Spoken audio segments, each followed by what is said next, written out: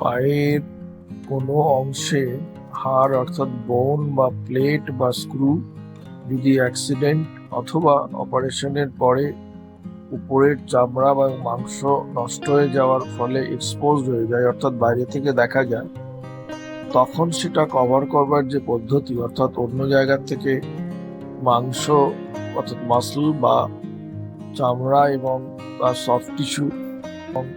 Soft tissue দিয়ে ওটাকে cover করাকে ফ্ল্যাপ সার্জারি বলে।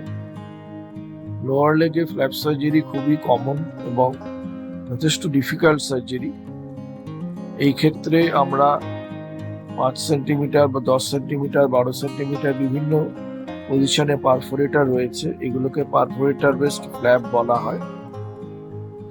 এই ক্ষেত্রে আজকে আমাদের যে পেশেন্ট, তার আমরা 10 সেন্টিমিটার ওপরের যে পারফোরেটর সেটি সিলেক্ট করেছি, করে তার উপরের অংশের চামড়া এবং সফট টিস্যু থেকে অংশ নিয়ে পায়ের মিডিয়াল পার্ট অর্থাৎ পায়ের নিচের দিকে যে মিডিয়াল ম্যালিওলাস সেইটা অংশ বিশেষকে কভার করা হয়েছে।